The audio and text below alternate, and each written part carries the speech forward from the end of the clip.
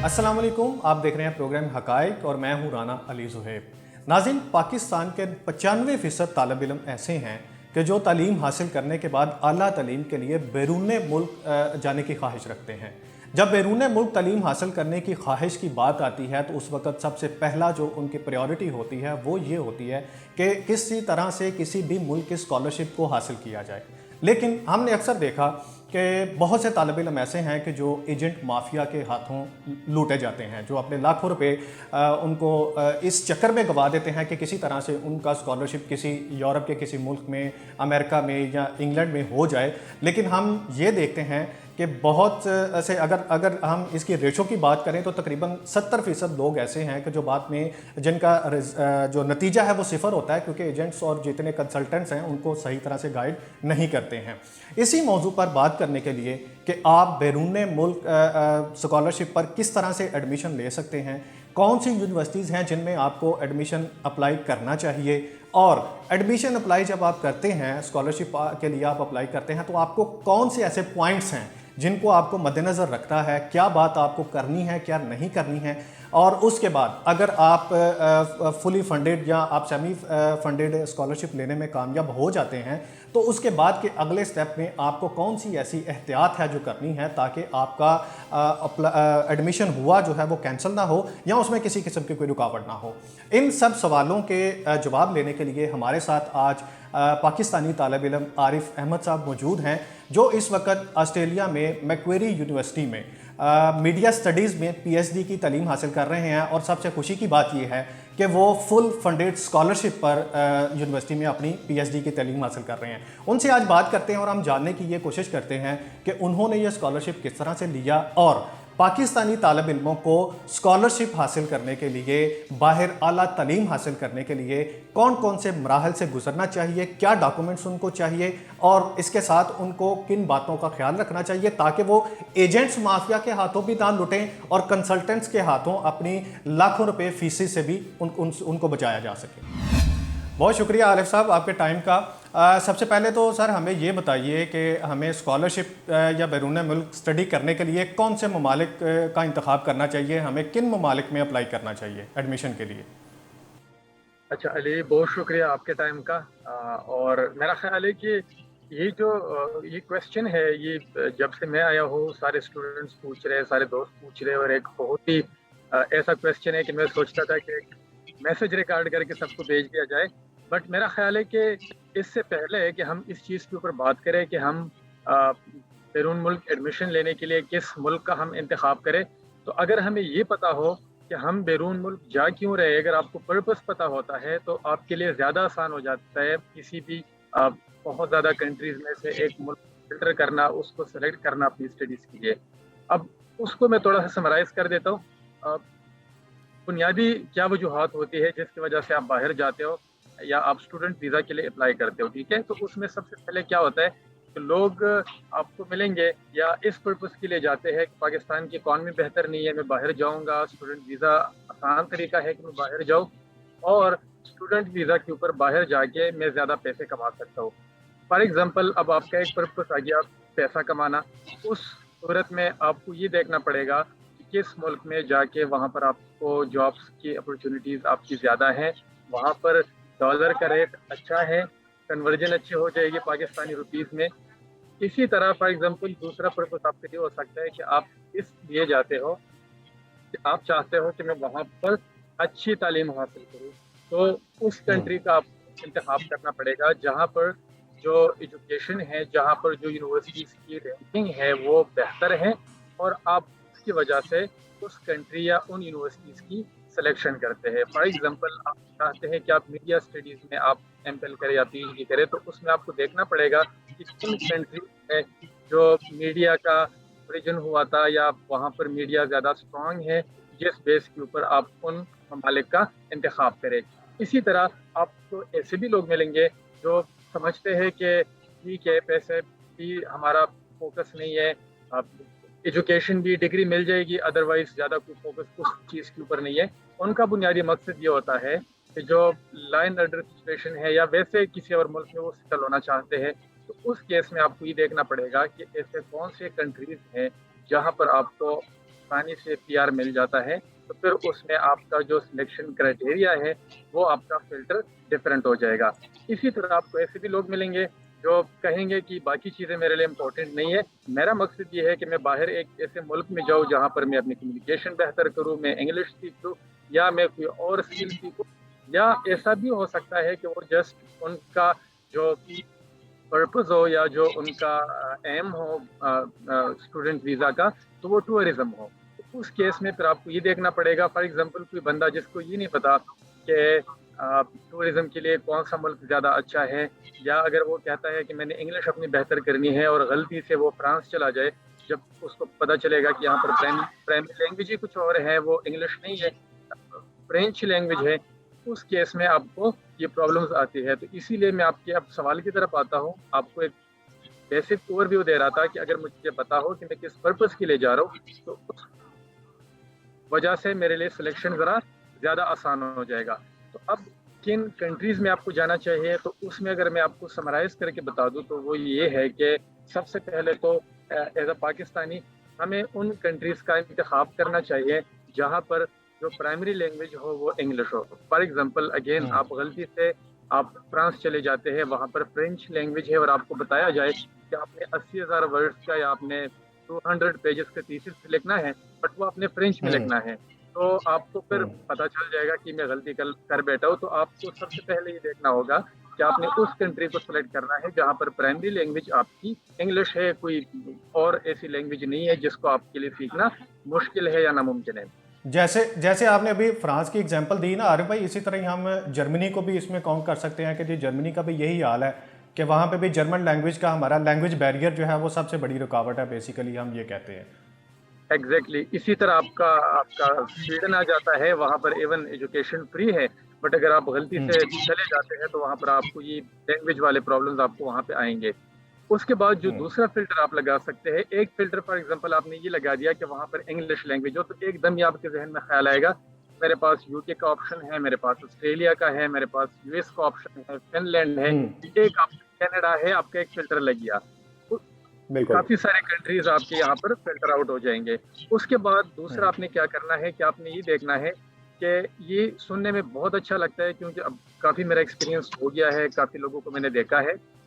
बहुत अच्छा लगता है कि आप एडमिशन ढूंढ रहे होते हैं और आप कहते हैं कि बस ये मुल्क ठीक है, बट बाद में आपको पता चले कि आपको अगर $50,000 आपने फीस देनी है या आपने पाकिस्तानी 60, 70, 80 लाख रुपए देने हैं, तो फिर आप कहते हैं कि नहीं मैं ये एडमिशन नहीं लूंगा, मैं खत्म कर देता हूँ। तो दूसरा फिर आपने ये फिल्टर लगाना है कि आपने उन कंट्रीज का इंतखाब करना है जहाँ पर एजुकेशन या तो फ्री है, अगर फ्री नहीं है तो एटलीस्ट वहाँ पर फीस कम है, ठीक है। उसमें आप कौन से मुल्क सेलेक्ट कर सकते हैं, फॉर एग्जाम्पल आपके पास नॉर्वे आ गया, फिनलैंड आ गया, जर्मनी आ गया, स्वीडन आ गया, वहाँ पर या तो तालीम फ्री है या वहाँ पर आपके फीस आपकी काफी कम है। उसके बाद थर्ड आपने जो चीज देखी है जो बहुत ज्यादा जरूरी है, आप जब तालीम के लिए जाते हो ना, मैं आपको एग्जांपल देता हूँ ऑस्ट्रेलिया की।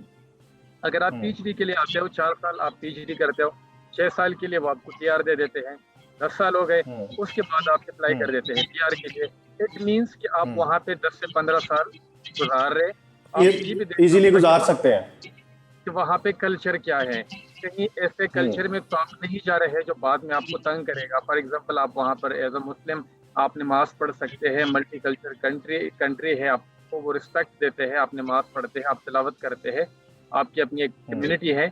आपको इस चीज़ को भी देखना पड़ेगा। उसके बाद में मजीद इसको समराइज करता हूँ, जो 2-3 पॉइंट्स रहते हैं। तो एक तो ये है कि आप जो मैंने स्टार्ट में बताया था, अब वो चीज़ें यहाँ पे दोबारा आपको गाइड करेगी। फॉर एग्जांपल मैंने कहा था कि अगर आप इस पर्पस के लिए जा रहे हैं कि आपने पैसे ज़्यादा कमाने हैं और आप गलती से ऐसे मुल्क पहुंच बैठे कि वहाँ पर पाकिस्तान से भी बुरे हालात है वहाँ पर जॉब्स के, तो इसी वजह से आपने ये भी देखना होगा कि जिस कंट्री को आप सेलेक्ट कर रहे हैं कि वहाँ पर इकोनॉमी उनकी कैसी है, वहाँ पर जॉब्स मिलते हैं कि नहीं मिलते, आप वहाँ पे सर्वाइवल कर सकते हैं, फैमिली को भी सपोर्ट कर सकते हैं, या अगर आपने फीस देनी है तो वो भी आप दे सकते हैं, ठीक है। एक आपका ये फिल्टर आ जाता है कि उस कंट्री की इकोनॉमी किस तरह की है।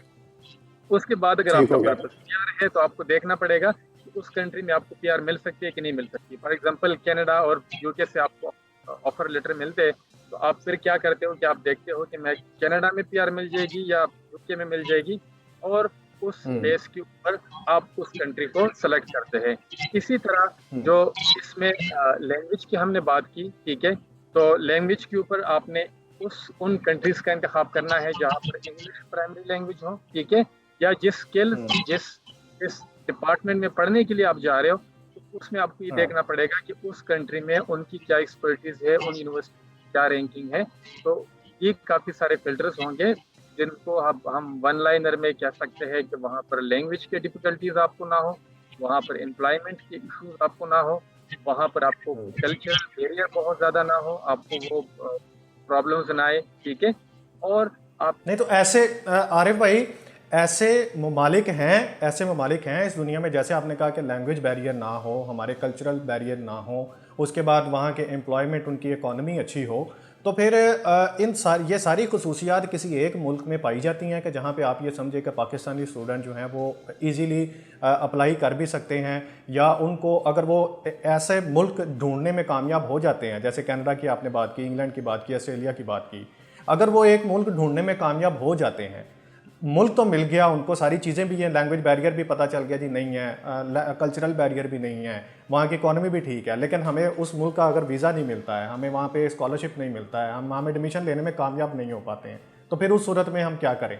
हमारा एडमिशन हासिल करने का बेसिकली क्वेश्चन ये है कि अब इन ममालिक में जिनका आपने जिक्र किया है कि जहाँ पर ये तीनों चीज़ें मौजूद हों, आपको कोई मसला ना हो, उन ममालिक में अब एडमिशन हासिल करने का क्या तरीक़ाकार है? किस तरह से हम एडमिशन ले सकते हैं? एडमिशन किस तरह ले, ये एक ऐसा क्वेश्चन है जो 90% स्पेशली जो स्टूडेंट्स है वो मुझसे भी पूछते हैं, और ये बड़ा ज़रूरी है, ठीक है। तो वैसे वो लाइटर नोट के ऊपर काफ़ी सारे मेरे स्टूडेंट्स या जो दोस्त थे, तो जब मैं नया नया आया तो वो मुझे मैसेज करते थे या कॉल पे बताते थे कि हम किस तरह एडमिशन ले, आपको अपनी CV दे दे या आपको डॉक्यूमेंट्स दे दे, ठीक है। तो ये बड़ा ज़रूरी है कि हमें समझ आ जाए कि क्या कोई, जिस तरह पाकिस्तान में हम एडमिशन लेते हैं तो क्या कोई डिफरेंस है, नहीं है, और अगर है तो क्या है। एडमिशन लेने के लिए अब जिस दौर में हम रह रहे हैं, ठीक है, तो सबसे आसान तरीका अब ये है कि आप टेक्नोलॉजी का इस्तेमाल करेंगे। अगेन मैं इसको बहुत समराइज्ड फॉर्म में आपको बताऊंगा, ठीक है, बाकी इस चीज़ को आप मज़ीद एक्सप्लोर कर सकते हैं। तो एडमिशन लेने के लिए सबसे जो आसान तरीका है वो ये है कि स्कॉलरशिप्स के लिए मुख्तलिफ किस्म के लिंक्स जो है वो बने हुए हैं, जिसमें ट्विटर के ऊपर भी हैं, व्हाट्सएप के ग्रुप्स बने हुए हैं, फेसबुक के ऊपर बने हुए हैं, और इसके अलावा भी डिफरेंट लिंक्स है। कुछ लिंक्स उसमें से मैं कोशिश करूंगा कि हम इस वीडियो के डिस्क्रिप्शन में दे दें, ताकि लोगों को पता चले कि किस तरह से एक क्लिक के ऊपर पूरी दुनिया में जहाँ जहाँ पे स्कॉलरशिप्स आई है वो आपको एक क्लिक के ऊपर मिल जाते हैं। अगर आप खुद से बैठ के उसके ऊपर 1 महीना रिसर्च करते हैं, वो आपको एक लिंक एक क्लिक के ऊपर वो सारी इन्फॉर्मेशन मिल जाती है। तो कुछ लिंक इसमें हम शेयर भी कर देंगे, ठीक है। एक तो ये लिंक्स बने हुए हैं, ठीक है।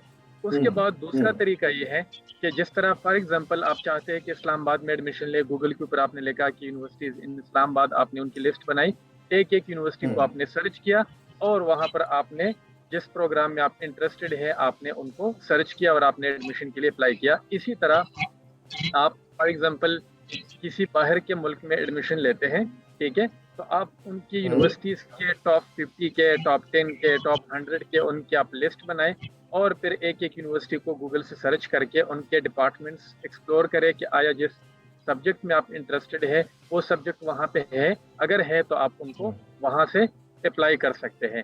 अब दो तरीके होते हैं। आपने आरिफ भाई यहाँ पे बात की कि यूनिवर्सिटीज़ की लिस्ट बनाएं, या हमें टेक्नोलॉजी को इस्तेमाल करते हुए यूनिवर्सिटीज़ को सर्च करके उनके मुतलका डिपार्टमेंट तक रसाई जो है अप्रोच करना चाहिए, या उनको उन तक वहाँ जाके इन्फॉर्मेशन निकालनी चाहिए। अब देखिए, आप भी जानते हैं, मैं भी जानता हूँ, इनफैक्ट जो जितने भी पाकिस्तानी स्टूडेंट्स हैं, तालिब इल्म जिन्होंने आपसे कांटेक्ट किया या जिन्होंने हमसे किया, सबकी कोशिश ये होती है कि हमें पैसे ना देने पड़े, हमें स्कॉलरशिप जो है वो मिल जाए किसी भी तरह से। आपके साथ भी लोगों का कांटेक्ट करने का मेन मकसद ही ये है कि चूँकि आप भी स्कॉलरशिप पे गए हैं, तो वो यही जानना चाहते हैं कि स्कॉलरशिप का जो तरीक़ेकार है वो क्या है, हम किस तरह से, लाइक मैं अगर अपनी एग्जांपल ले लूँ कि मैंने PhD के लिए स्कॉलरशिप के लिए अप्लाई करना है या MPhil के लिए अप्लाई करना है, तो मुझे कौन सा तरीक़ेकार इस्तेमाल करना चाहिए, मुझे कौन सा लिंक क्लिक करना चाहिए, मुझे कौन से जो एक प्रोसेस है उसमें से गुजरना चाहिए, ताकि अब देखिए मैं एक यूनिवर्सिटी की वेबसाइट पे चला गया, उनके डिपार्टमेंट को भी मैंने ओके कर दिया, कोर्स अवेलेबल है, सब कुछ है, लेकिन स्कॉलरशिप अवेलेबल नहीं है। तो मुझे ये बताइए, हमारे तमाम नाजरीन को जो देख रहे हैं हमें, कि स्कॉलरशिप हम किस तरह से हासिल कर सकते हैं। ठीक है, मैं बस क्विकली इसको दो मजीद पॉइंट्स इसमें समराइज करता हूँ कि एडमिशन आपको किस तरह मिलेगा। एडमिशन आपको मिल जाए तो फिर मैं आपको स्कॉलरशिप का बता दूंगा कि ये तरीके हैं, नंबर 1 2 3 4 जो जिस पे आपको ठीक स्कॉलरशिप है, मिल जाएगी। ठीक है, तो एडमिशन ठीक का मैं है। आपको बता रहा था कि यूनिवर्सिटीज अब दो तरीके आपके पास आ गए। या तो आप यूनिवर्सिटी के पोर्टल के ऊपर अप्लाई करें, वो आपको खुद कहेंगे कि अप्लाई ऑनलाइन, या जो भी उन्होंने लिंक दिया होगा आप उनको अप्लाई करके ठीक है। एप्लीकेशन भेजें, आपको कंफर्मेशन की ईमेल आ जाएगी। दूसरा तरीका ओके। ये है कि पाकिस्तान की तरह नहीं है, वहाँ पर थोड़ा सा सेटअप डिफरेंट है। जब आप डिपार्टमेंट में जाते हैं तो वहाँ पर टीचर्स के नाम, उनकी ईमेल एड्रेसेस, फोन नंबर्स लिखे हुए होंगे। तो आप जो, ठीक है। फॉर एग्जांपल आपका पीआर में इंटरेस्ट है, आपका इसके अलावा आपका जेंडर स्टडीज में इंटरेस्ट है, या जिस भी आपको जिस जगह पे इंटरेस्ट है, जिस कोर्स में भी आपको इंटरेस्ट है।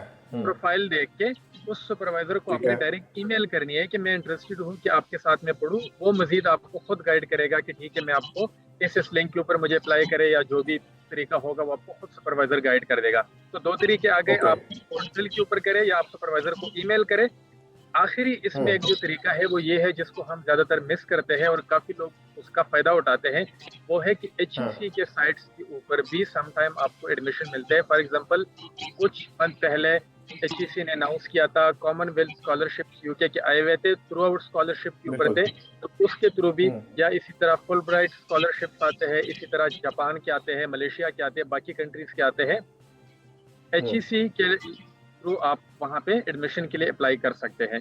अब जो आपका ठीक नेक्स्ट है। क्वेश्चन था, जिसमें हम, फॉर एग्जांपल आपको एडमिशन मिल गया है, अब आपको स्कॉलरशिप उसके लिए चाहिए, आप फी नहीं दे सकते, आपको स्कॉलरशिप चाहिए, तो उसका क्या तरीका है। तो ठीक है।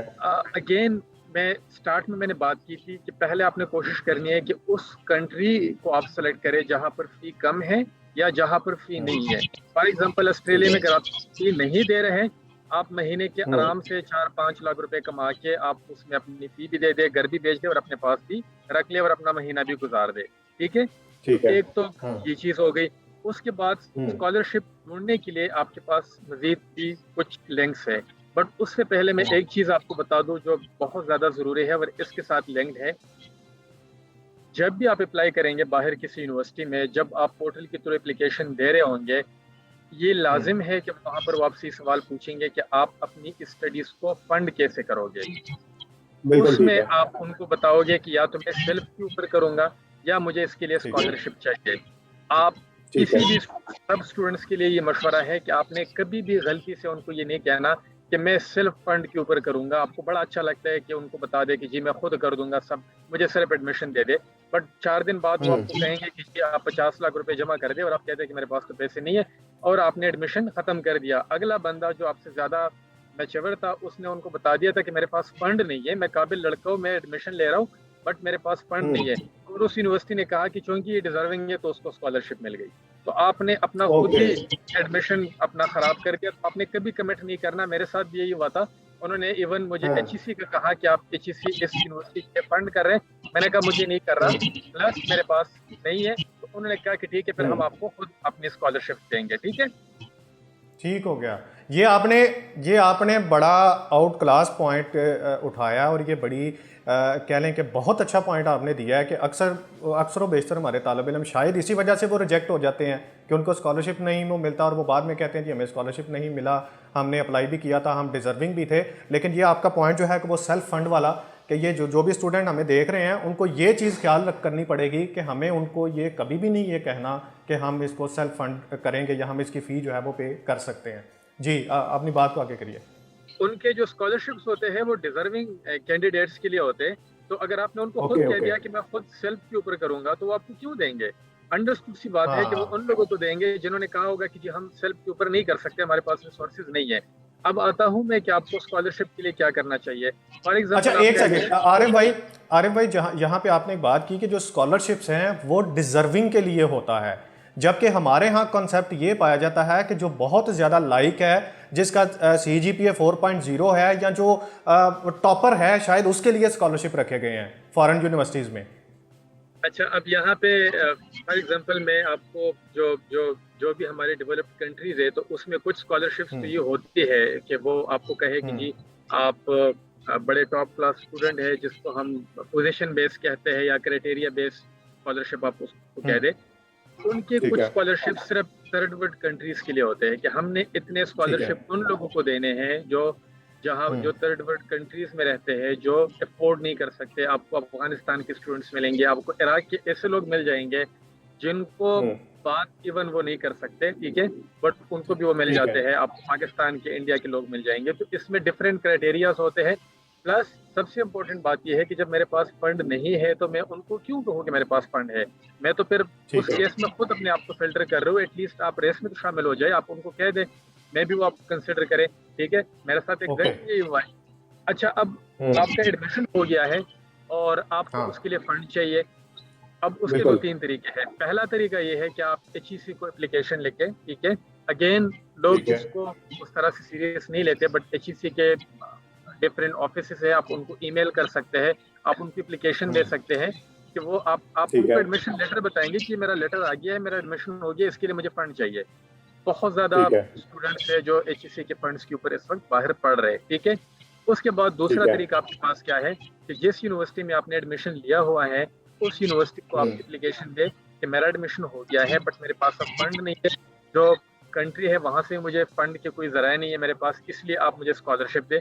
अगर आप अच्छे स्टूडेंट हो, वो आपको कम से कम इस चीज के ऊपर ये कभी भी नहीं करेंगे कि वो आपको कहेंगे हम आपको फंड नहीं देते, हम आपको पढ़ने नहीं देंगे।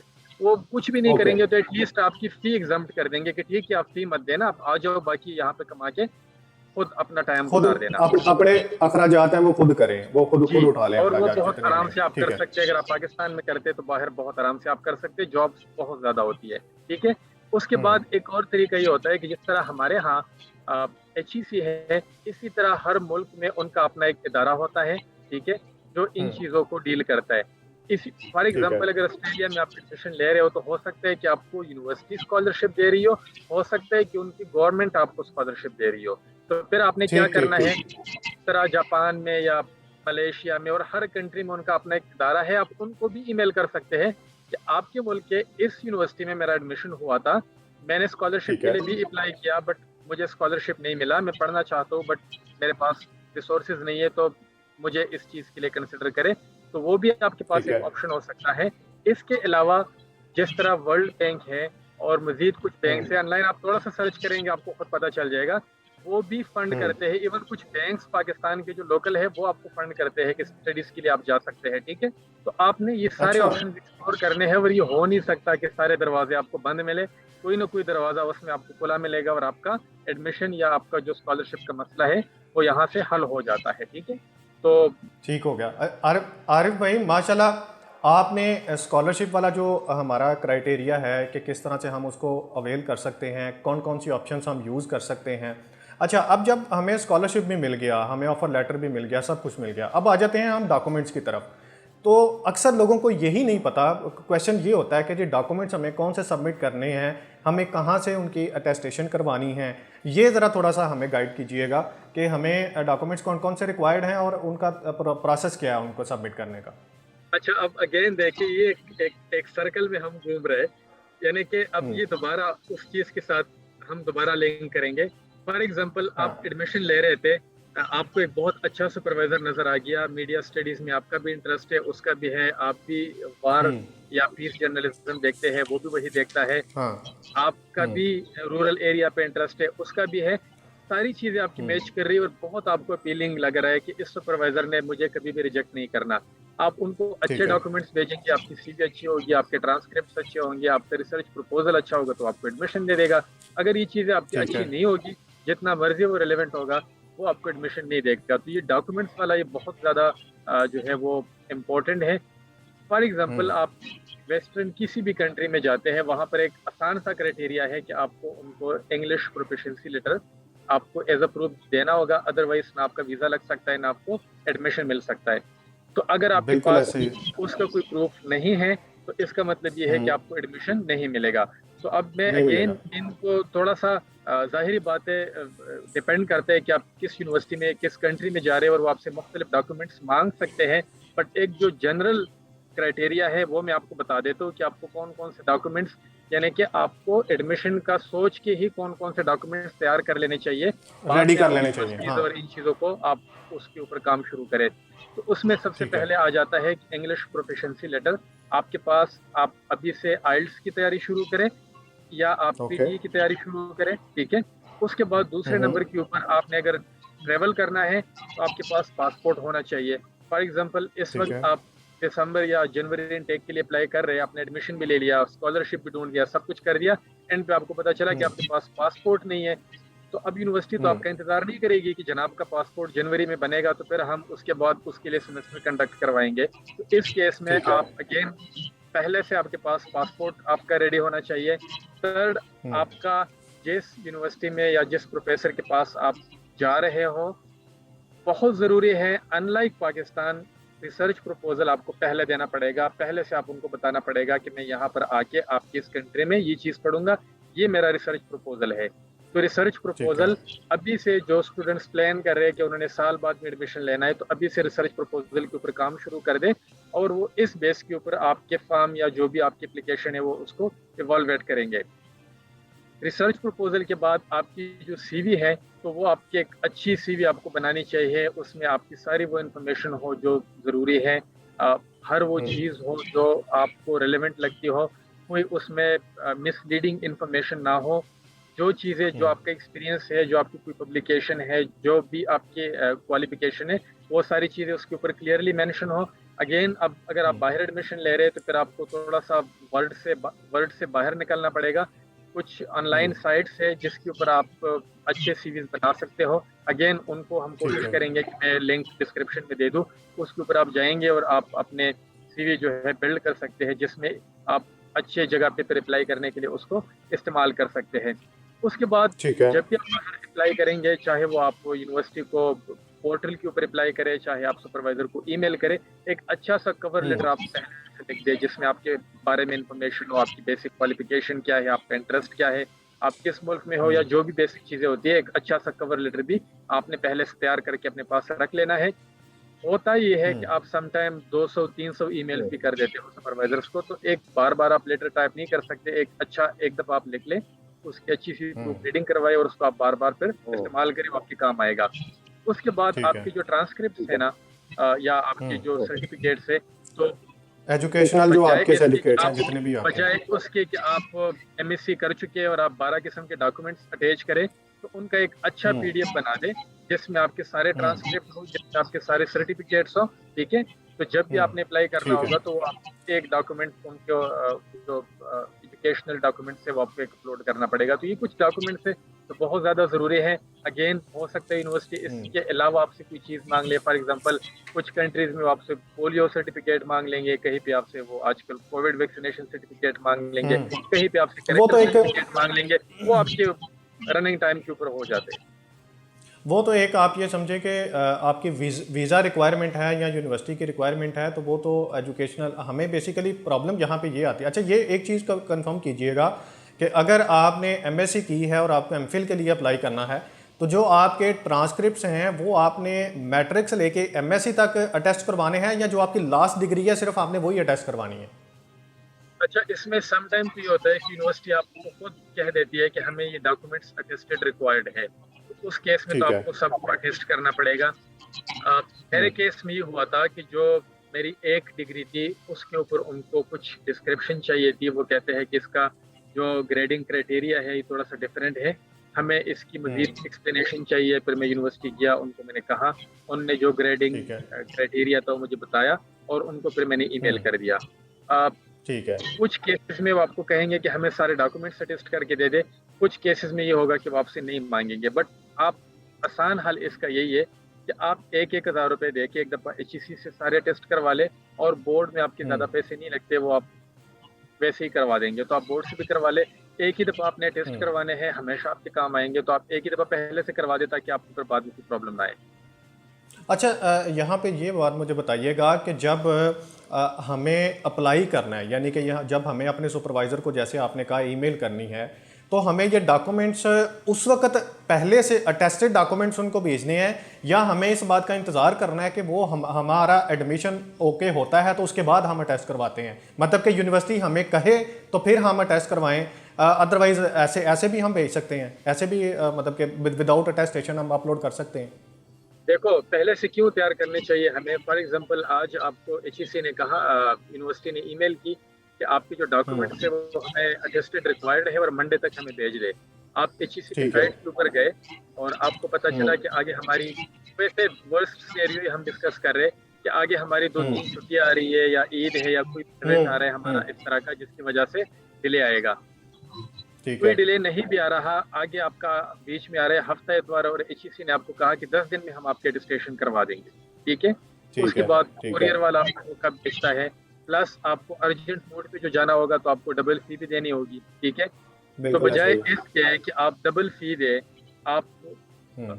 उसको जो क्राइटेरिया है उसको मीट ना करे, टाइम पे आप अटेस्ट ना कर पाए, इसलिए अच्छा ये है, हम्म। मैं ये मशवरा दूंगा कि आप पहले से, अगर आपका इरादा है कि आपने बाहर से पढ़ना है तो आप पहले से एक दफ़ा टेस्ट करके रख ले, वो आपके काम आएंगे। हम्म।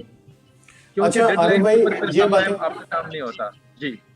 अच्छा अच्छा आरिफ भाई, लास्ट क्वेश्चन आपसे ये है कि हमने एडमिशन की बात भी कर ली, हमने फ़ंड्स, यूनिवर्सिटी हमसे जो फ़ंड्स के बारे में सवाल करेगी उसका जवाब भी हमने दे दिया, हमें स्कॉलरशिप मिल जाता है, हमारी फ़ी ख़त्म हो गई। अब यहाँ पे एक बात और आ जाती है जो हमारे मेरे जहन में भी आती है, बल्कि सबके माइंड में आती है, कि हमें वीज़ा और जो टिकट है, ये पैसे जो हैं ये हमें खुद से करने पड़ेंगे अगर हम स्कॉलरशिप पे जा रहे हैं, या ये भी हमें मुतलका जो यूनिवर्सिटी है वो प्रोवाइड करेगी?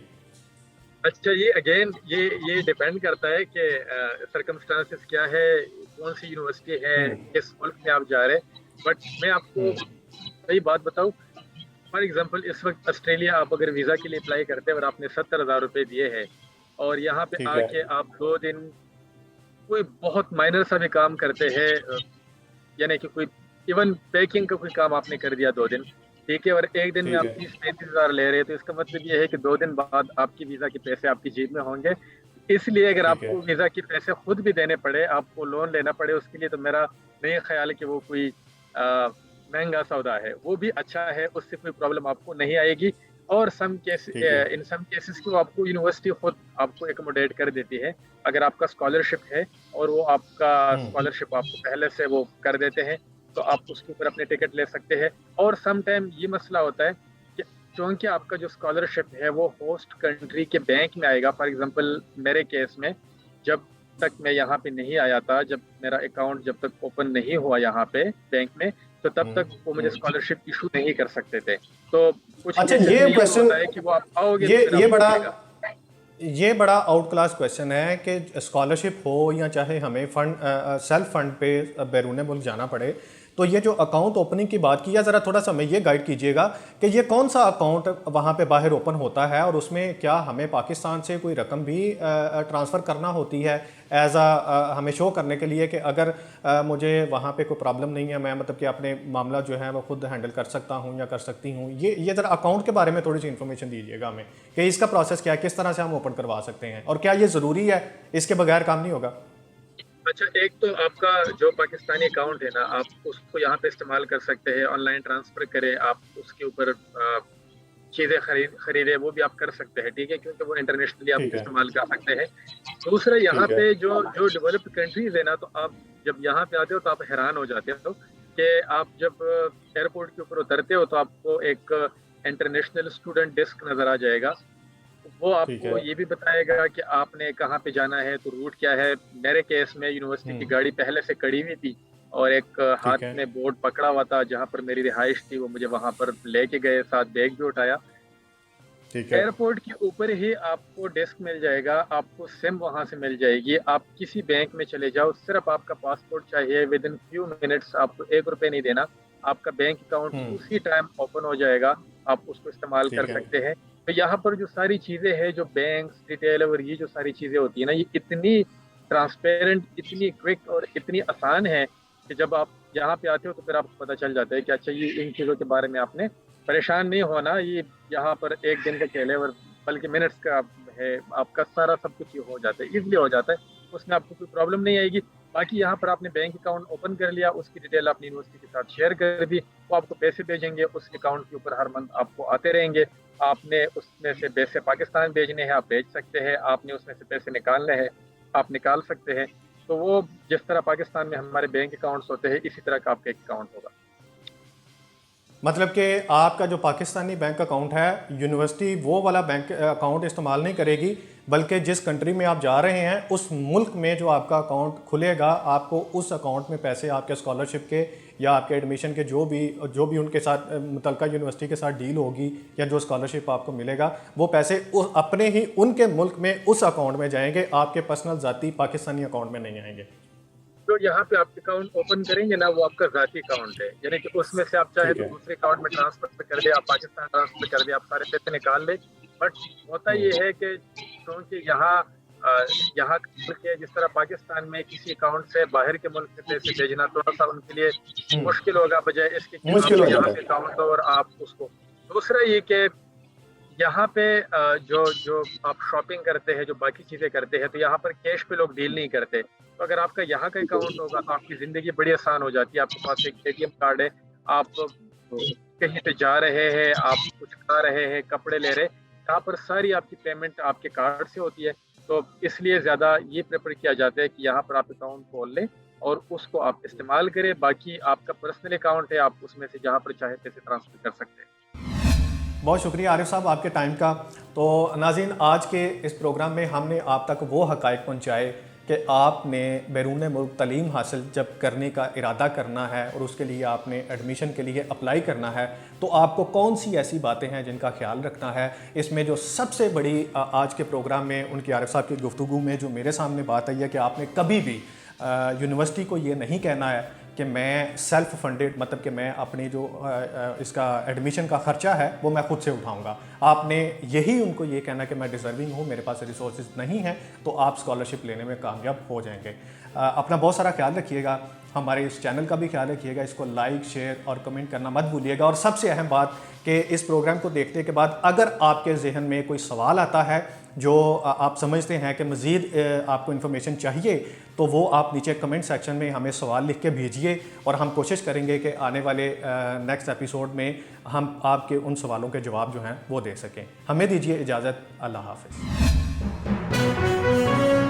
अहम इश्यूज हों या मुल्की और गैर मुल्की शख्सियात की प्रेस कॉन्फ्रेंसेस, हर लम्हा बाखबर रहने के लिए हमारा YouTube चैनल सब्सक्राइब करें। बावसूख ज़राए से मुसद्दिक़ा खबरों, तज्ज़ियों और तबसरों से मुस्तफ़ीद होने के लिए अभी हमारी वेबसाइट को विजिट कीजिए।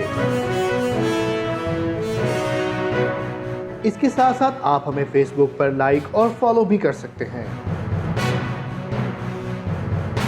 इसके अलावा हर टाइम ओवरसीज़ पाकिस्तानियों के हालात और मसाइल के हल को जानने के लिए हमारी ऐप भी डाउनलोड कर सकते हैं।